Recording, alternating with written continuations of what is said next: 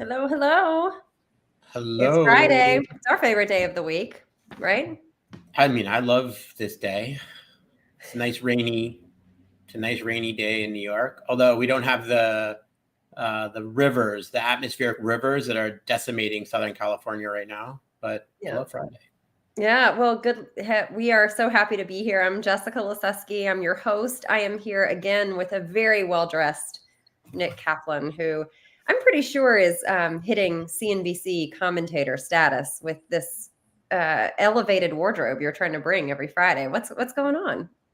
I mean, you try to sit in Rick Watson's chair every Friday, and I had to elevate my game mentally, and I figured, like a method actor, I'd really get into character and I would bring it. So I this is what I got. Well, you're It's my bringing it. You're report. bringing it.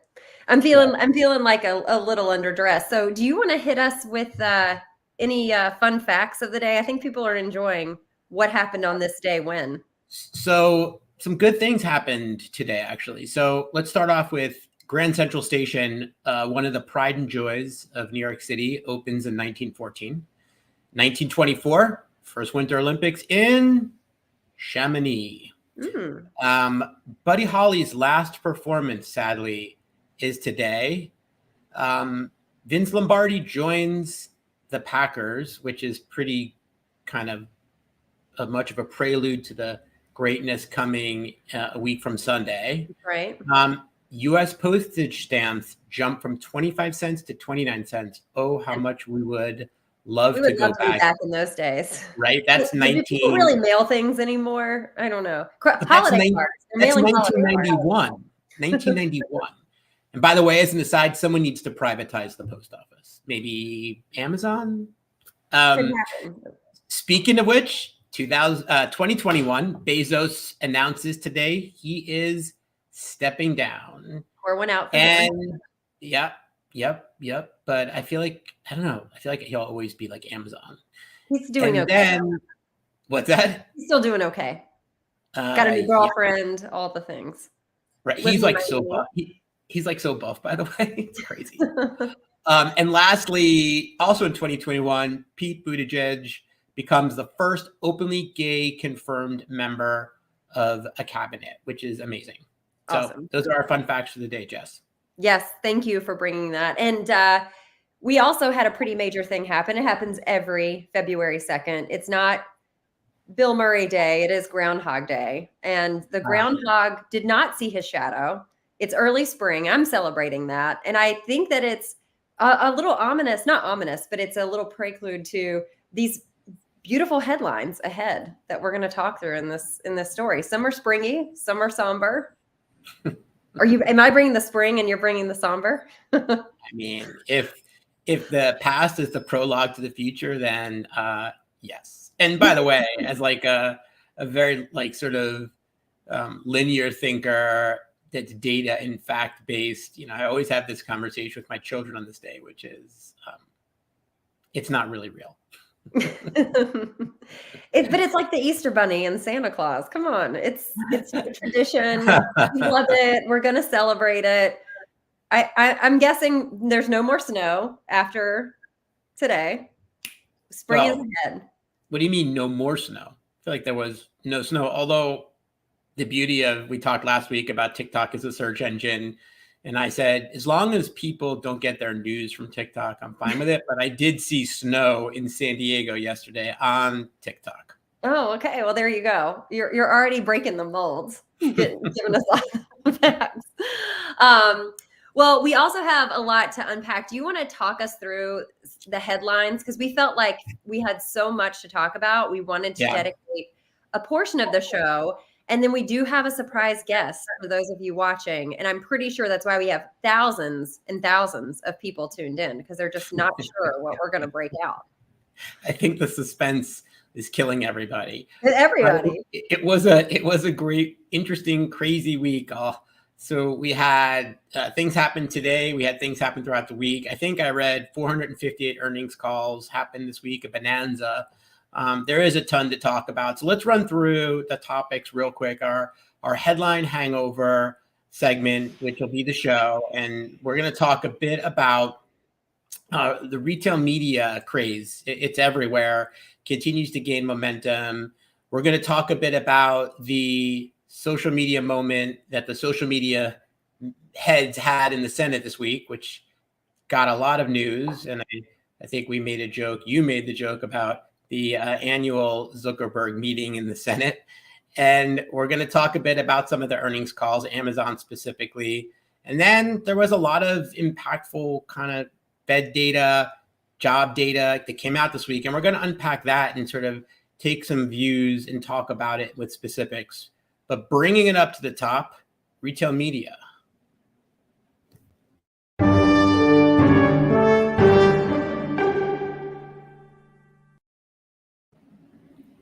What say you, Jess?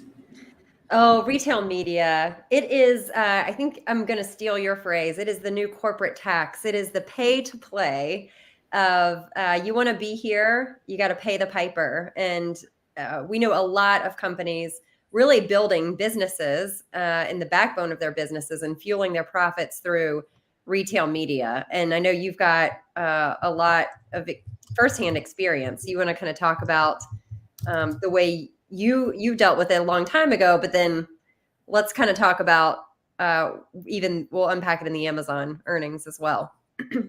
So it seems like retail media is at every conference, it's in every conversation, engagements. And I think as we look at an industry that is transforming, in some cases by choice, and in some cases not by choice, but all the while happening, retail media has become a way to bolster the bottom line. And as companies look to sort of right size, and we've talked a bit about the org of the future, and we've talked about where jobs are heading. We've talked about how companies are rationalizing outsourced roles versus in-house roles. And we talked about layoffs, and we'll talk a bit about some of that news this week. Retail media is sort of an easy land grab, right? In the sense that people have they have real estate. It's available. It's getting eyeballs, and advertising is and has been a major business in the world for, I heard something yesterday that I can't remember, but it's really incredible as to what a pillar it is.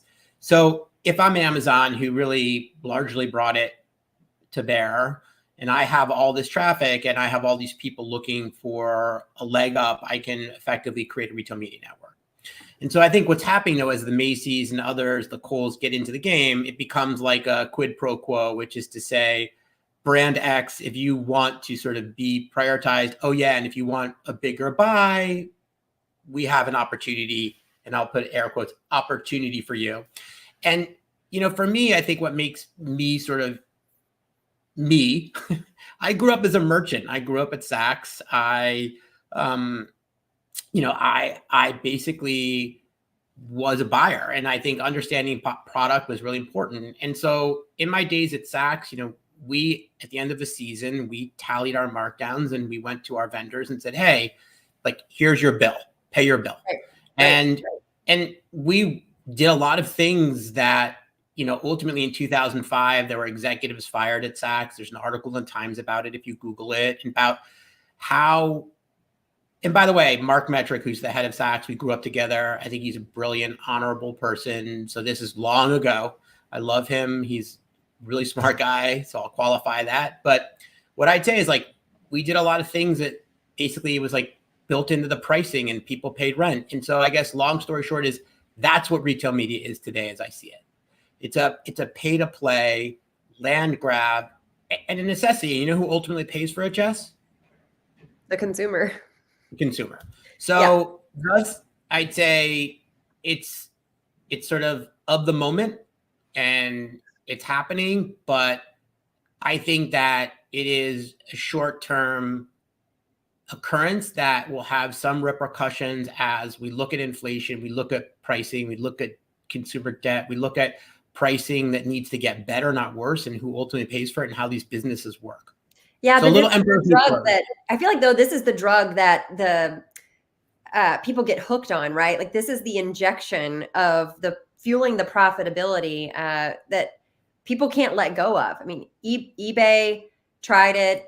got hooked on it in different ways. You have Amazon now. It's one of the growth stories. You have Etsy in their earnings calls. It's one of the only things that's growing. And I do believe that it's not going to be short term because it's just so addictive. And at some point, that to your point, it will pass down to the consumer. But if the consumer has backlash, it's not coming back to retail media. It's just too much ingrained into the P&Ls in this state. So in this case, I actually will agree with you. I think that it is not short term. Let me clarify what I'm saying. Yeah.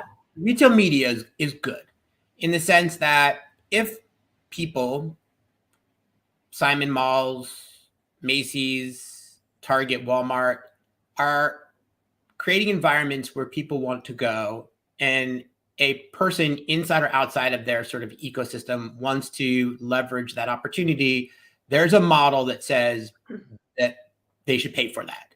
Yeah. And I think that that's healthy. No, not dissimilar to Facebook, right? That is Facebook and Google. Sure. And the pandemic and the sort of growth of digital has driven those prices up to a place where honestly, a lot of small businesses, people I work with are trying to think of alternative ways. What I would say is that retail media is not a silver bullet. Correct. There are silver bullets. So unhealthy businesses are unhealthy businesses. And as they tout retail media, they're going out to their vendor community and saying, hey, we need you to give us 10% back of purchases in the form of retail media. It's not sustainable. And I guess I totally agree with that. Yes. Right. Yes, so I think it should totally be viewed as like a channel. Yeah. And so it should be attributed in Google Analytics, which it's a whole nother conversation about everyone hates GA4. What were you thinking, Google? But it should be its own source of traffic. It should be thought of as such and utilized as such. So yeah.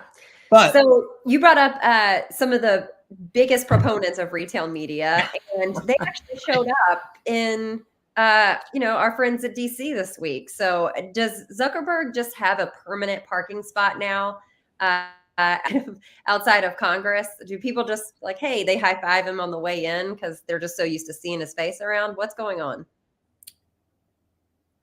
Well, it was a really interesting occurrence. I think obviously as thought, it was incredibly politicized.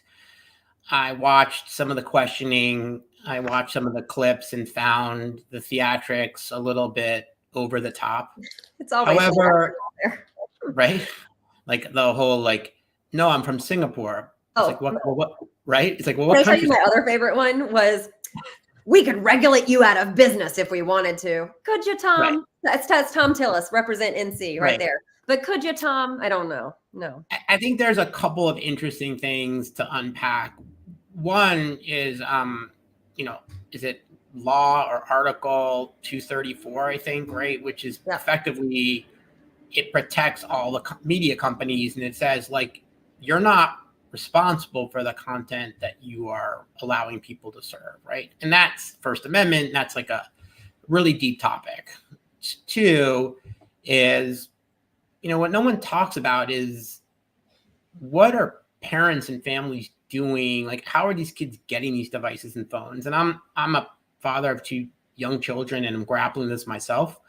And it's really hard, but I think that there's that doesn't come to bear. And then three is, what really is the responsibility? How are these companies kind of held accountable to documents that have been produced, known conversations, et cetera, that talks about the addictive components that they're specifically, they're gamifying. So I think it's a lot, but ultimately to parade them into the Senate, it's not the answer. There needs to be an answer, and there needs to be some, in my opinion, regulation, but I don't know how getting Zuckerberg in the Senate to grill him again and asking him to stand up and apologize to a family of children impacted by this because he has blood on his hands is anything other than theatrical and not productive. We're not solving the real problem, which is we do have to tackle not only the social media problem, but just the phone addiction problem. I heard today that, you know, 10 minutes, when you're looking at your phone every 10 minutes, it's the same as like smoking weed. And this is in a medical journal. I'm not making up like crazy facts here. And Yeah. it is a epidemic that we have in a different kind of way. And to your point, there's got to be all parties being responsible. I think it certainly starts with the parents. It certainly also has some accountability within the social media networks, because they have built their algorithms to be addictive, to have all of this clickbait, to get people on. So I think that to your point, the Congress isn't going to solve this problem, but we definitely need a reality check here. It's gone on too long. But I think that, again, the mobile device, right, kind of the advent of it, the sort of the genius behind it from Steve Jobs, the ecosystem is so important to sort of think about and recognize, because while on the one hand, social media is so addictive, going back to our TikTok comment, like people are truly, which is a problem, getting their news from TikTok. People are shopping productively, right? Price comparing. And I think that, you have this blessing and this curse, but I think that there needs to be a lot of regulation as it pertains to children. But I have to think that, like, you don't have to get your child an iPhone. You can get your child a phone. Yeah. Burners. Right? Let's bring the burners back. I was going to say a burner phone, but I was like, do I say burner phone? I don't want my kid running around being like, my dad got me a burner phone. Yeah. Well, speaking of burners, we have kept our guest on the back burner, and I want to bring our mystery guest out for this topic, because this person's got a lot to say before we dive in. So, do you get like a drum roll? Let's roll our intro.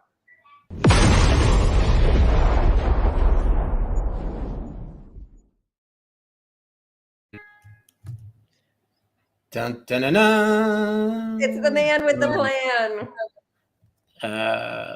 Welcome back. You're muted. You're on mute, Rick. Like, man, that's already. That's what happens. Talk about out of practice. Wow, I get it. I get it from both sides. I mean, come on. You're an easy target. Come on, it's just a little mute button. Hit it. This is nuts. I'm super happy to be back. I'm super happy to be alongside Nick and reunited with my old compadre, Jess.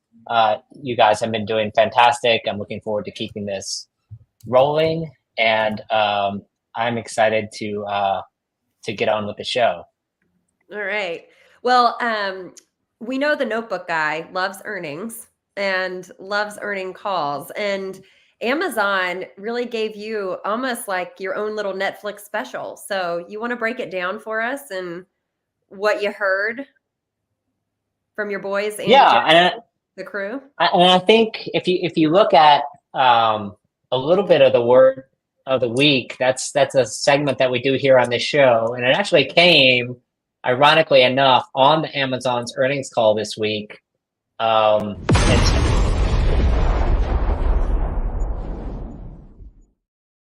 Word of the week is tumultuous. And tumultuous is a good explanation for Amazon's last 3 years. You mentioned at the top of the show, Nick, that in 2021, on this day, ironically, Jeff Bezos announced he was stepping down from Amazon. There's been a lot of questions. Could anyone fill his shoes? Andy Jassy is one of the, I would say, most, quote unquote, Jeff bot-like disciples of Amazon's Jeff Bezos, the original founder. He thinks most like him. I don't know if he dresses like him, but he's not as buff as Jeff, right? At least right now, anyway. Yeah. His yacht is smaller, pun intended. And I think what we have here from a tumultuous point of view is 2021, where are we in the pandemic? Like, Jeff is like, I'm going out on top. The world is going literally to hell. There is a plague. Peace out, bitches. I'm gone. And then from there, he's like, here's the new guy. By the way, 2022 it's pretty terrible. Profitability very far down. The company lost money for the first time in like what 10 years. And we're like, Andy Jassy, maybe he's not the right guy. And now it's like, it's 2023, bitches. Here I am. You're my boy. By the way, yeah, you're my boy, Blue. And here we're gonna go with, we're gonna regionalize our fulfillment network. This is really a move that no one. And I think we have some slides related to Amazon's earnings call, which was literally yesterday. And so net sales increased 12%, which is solid for an online retailer.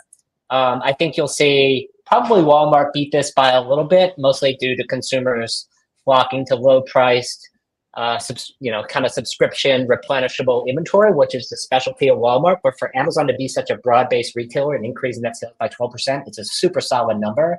It's kind of the bellwether for the internet sector. That's not like beauty. Beauty has been like the leader, I would say, throughout the last year in terms of growth rate. The big stories from a turnaround point of view is like, oh yeah, you guys forgot about me. And speaking of forgot about Dre, we actually we remembered how to make money. And so last year we had $2.8 million loss. Now we had a $15 billion gain in operating income, and our net income was $30 billion, where we lost $3 billion last year. So I'll stop there for a second. Jess, has Andy Jassy proven his chops? Yes. I think he's proven that he can not only set the strategy and execute the strategy, but keep the company rallied around it. I think he's proved the doubters wrong, and that he has got what it takes to carry the brand forward. Not only did he rattle off all those amazing financial stats from a P&L perspective, but look at what they've done with the fulfillment network. And you've talked a lot about this, the regionalization of the fulfillment network and how successful that has been. And it was 65% of items were delivered in a day or less. So I think that they've just continued to hit on the metrics that matter and set the goal, set the North Star, and delivered.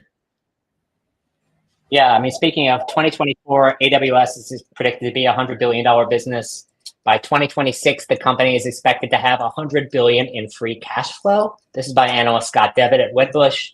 And they think that the ads business by 2028 could be a $100 billion business overall. This past year in 2023, the ads business is now $46 billion. Speaking of the retail toll gate, the ads business, what do you think about the growth of the ads business, Nick? Is it sustainable? Yes. I think that what Andy Jassy proved in sort of quieting his doubters, and they were loud, was that to form a strategy, it's kind of like what you're going to do and why you're going to do it, and most importantly, how you're going to do it. And they did it. And so he continues to set the standard, which is something that I think Jeff was really great at. And to Jess's point about delivery, that's really getting people there. And so when you make a market in advertising, it's about traffic and quality of traffic. And I don't see that stopping. I think that Amazon in that sense is a runaway freight train. So I think that is very realistic that they can achieve that goal.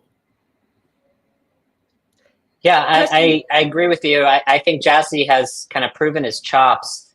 And I think as an operator, he's proved he's on the level of Jeff Bezos.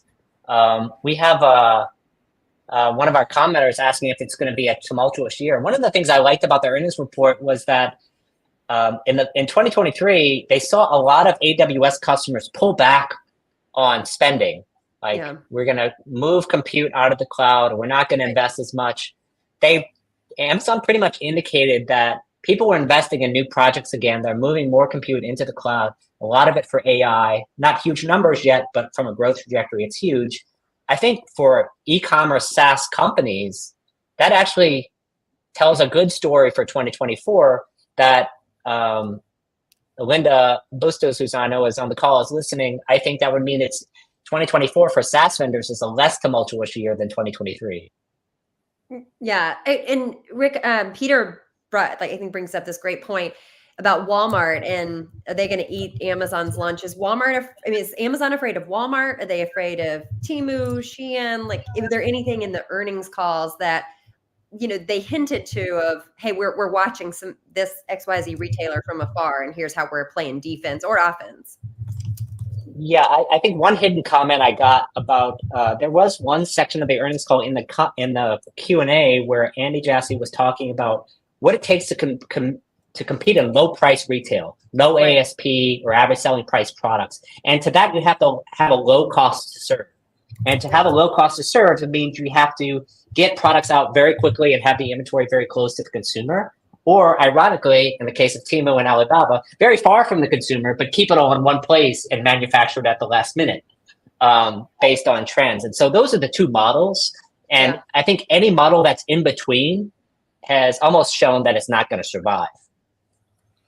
I think that Amazon is trading on trust and Alibaba and Temu are trading on price. And I think that Amazon pioneered the review model, and I think we were just chatting, I can't remember which forum yesterday, about the release of Apple's viewfinder, right? Like, what is it exactly called? Apple's View, their AR device. Yes, it's like Apple's not a lot of people going to buy it. That's my exactly. But you know what? Eventually, it's going to get there. And Amazon made Sony was a brand everyone trusted, so you bought a Sony TV. Now you can go buy a TV called like Jinho Luck on Amazon for $400 that has 20,000 good reviews, and you'll buy it. So Amazon is trusted.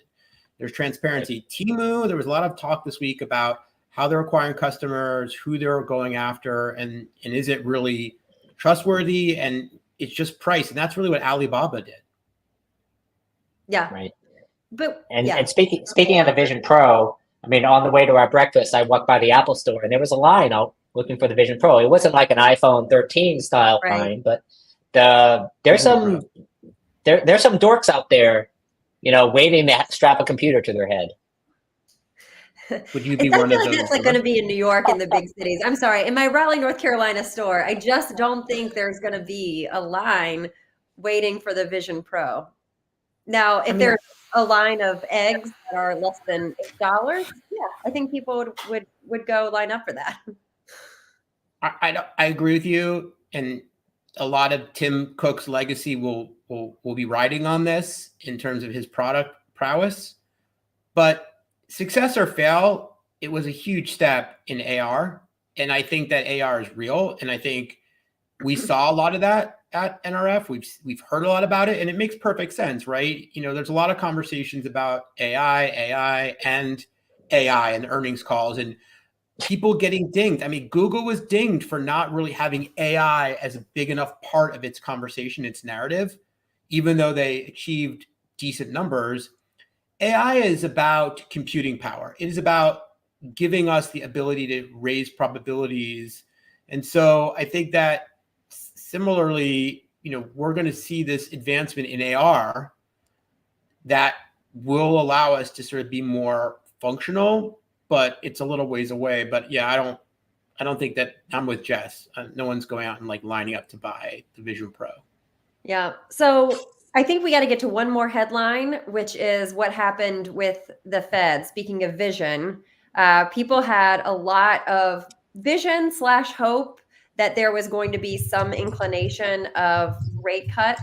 I don't know who these people are. They clearly were not watching the Watson weekend because they would have heard that the promised land was not coming. So Jerome Powell went up. He kind of talked about where the economic state is. There was positivity for sure, but they're not cutting the rates. They're not making decisions to cut the rates. What other things do we have to unpack there, Nick, in the Fed update?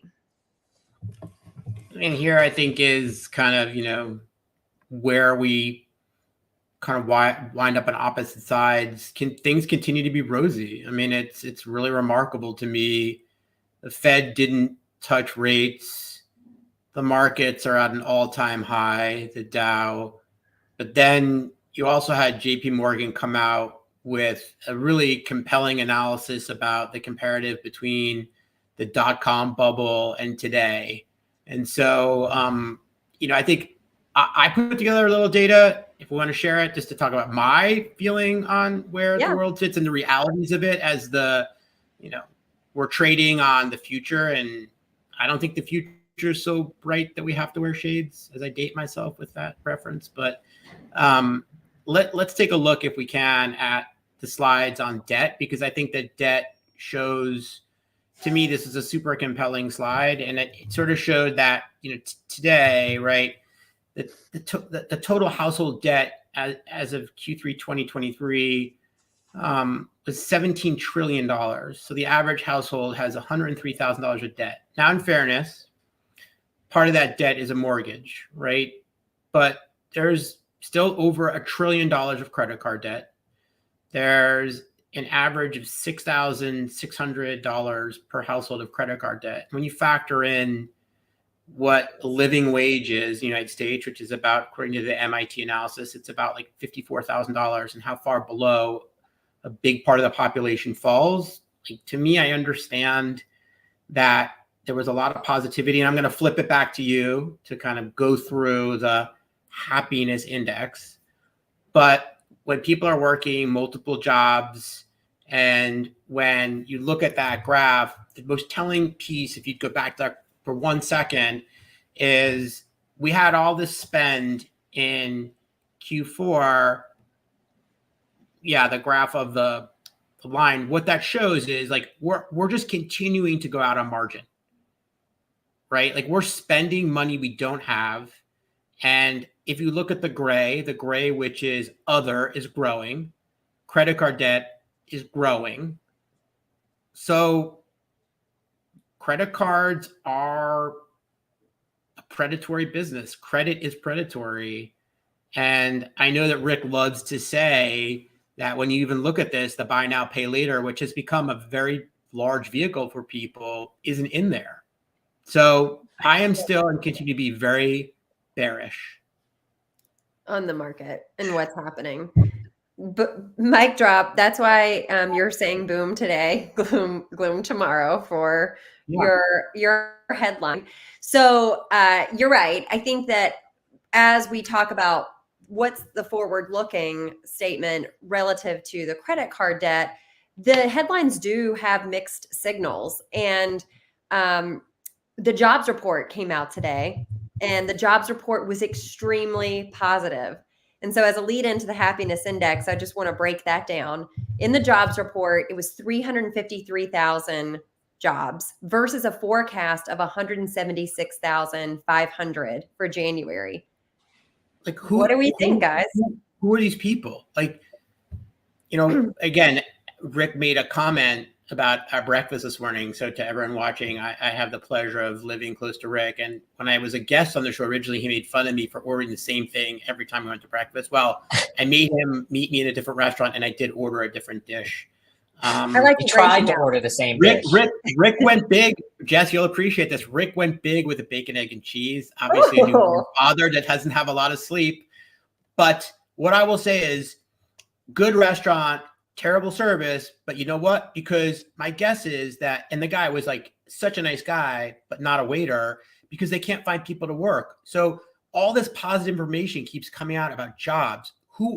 Where are these people working? Who are these people? Because all the companies I know are paring back. Now, our friend Adam Rose. Adam, this is for Adam.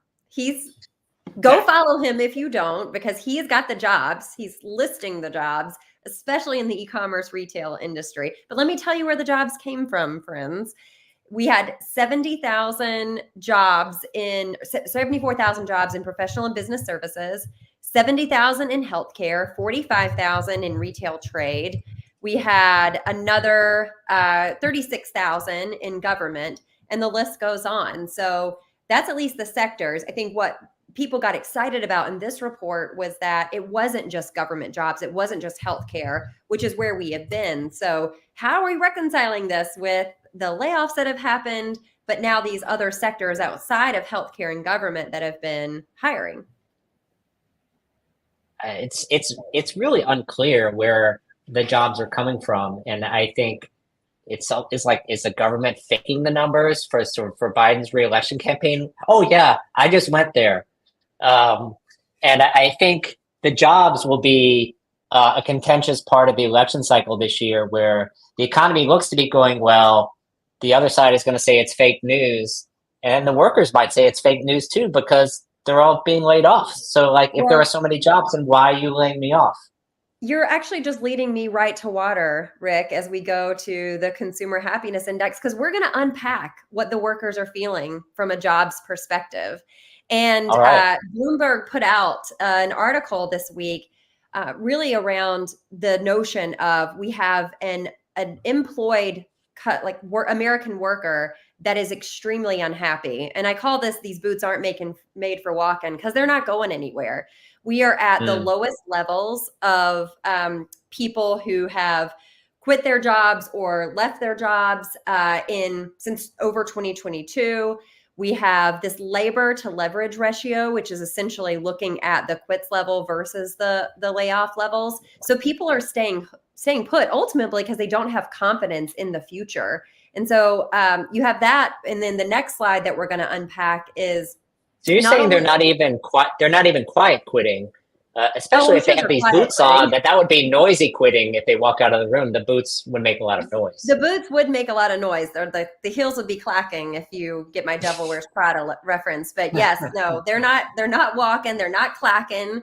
They are maybe not even quiet quitting, because they want to, they're concerned about the state of the economy and what's in the future. And Glassdoor is actually in December promoted the lowest levels of consumer confidence or American worker confidence at 45% than they had seen since August of 2022. So the next data point that I want to talk about is, not only are they staying put, and we can flip to the next slide, but they're working multiple jobs. And 23% of Americans are saying that they are working more jobs. They're working 2 jobs just to make ends meet. And 40% of people surveyed in this Harris Bloomberg poll in December said that they also just had to work 2 jobs in general. And so that's kind of a new thing. And the last data point is, if you are out of work, it's taking a lot longer for you to find something new. So it's 22 weeks for unemployed workers to find a new job. And again, that's at the longest lead time, longest level that we've seen since 2021. So we have a lot of this, I think, disproportionate and conflicting data as we're talking about the American worker, and the jobs report that just came out and the momentum that it feels like is in the industry, and lots of beautiful headlines. But the worker today is not feeling that in their day to day. Yeah, I'll say. I mean, there are not that many people are happy with where they are, and many people, to your point, aren't leaving. It sounds like all the new jobs are just second jobs. I mean, it's not like there's a whole bunch of like new full-time jobs. It's more potentially part-time jobs, and they're doing more than one. Before, during the pandemic, they didn't have to show up to the office, so they could do 2 or 3 full-time jobs and afford to quiet quit one. And now they have to do part-time jobs because people are making them show up to work, actually. Yeah. Well, right. Which is interesting also to unpack, because there's been so much talk about people coming back into the office, and we still see that happening. Yet there was a recent survey that only 4% of CEOs said they're really going to be enforcing this because they're having such a difficult time with it. So it feels like there's lots of trends changing, lots of, like I said, conflicting information, headlines that don't make sense. To Nick's point, where is the forward-looking data on when things crash and burn because of this credit card debt? And at some point, are we truly going to see a recession, and will it happen this year? And the jury's still out. I don't think anyone can definitively say yes or no. I think we're in recession in Europe. I think it's coming. So, I think that there's a lot of reckoning. I think Rick's point is incredibly on about a lot of these jobs being second and third. I think we saw in some Fred data that there's a pretty large percentage of people who have 3 jobs. And with these jobs come no benefits, so that's an added expense, and there's a lot to it. But yeah, I think we're going to see a recession this year. I hate to say it, and a lot of SaaS vendors coming out of NRF were talking positive, and people talking about budgets and companies freeing up, but I just think that the purse strings continue to tighten as that credit card debt, car payments, mortgage payments need to be met. And oh yeah, by the way, article in the Washington Post today that over the last 4 years, food prices are up 25%, and like they haven't come down. Like the milk tax is still happening. So there's a little bit of a land grab, I think, in a reset of that market, which also puts pressure on the consumer, which then ultimately ripples through. So I am recession. I hope I'm holding out hope. Like I said, I'm sunshine. I hope that it's not a long winter, that we do get an early spring. I think the data is for sure concerning, and I do believe, though, to Rick's point, the election and the focus on the election might cause some interesting things to happen. Yeah, I mean, to wrap this up, I think, in the beginning of last year, the whole choices were A, hard landing, meaning like deep recession, B, soft landing, mild recession, C, no landing. Most economists right now are predicting no landing. And so I'm on the sunny side of the street, and, let's use that to drive this home. All right. Well, you're Elmo. We got Oscar the Grouch here, and I guess I'm Bert or Ernie, like answering in the door. So Right. we've had a great show. I really appreciate everybody being with us on this very first Watson weekend in February. Lots more to come. And we are looking forward to Rick having you back, and Nick seeing what things hold for the future in the Watson weekend. For sure. Short those. Potentially a roving reporter in your stool, like a John Oliver type role. That's what I said. I was like, he's going to be the John Oliver to, yeah, like once you sort of like wedge your way in the door, it's like, I'm like a virus. It's not easy to get rid of me, but it's amazing. I think that what we're all doing in this forum and the community are incredible. And so here's to it. Most importantly, I'm just psyched to get to dance with Rick. Exactly. Awesome. So well, let's kick it off, guys. Let's hear first dance of February. You doing the shoulder timmings today? The shoulder timmings? Or noodling. Nick, we're noodling.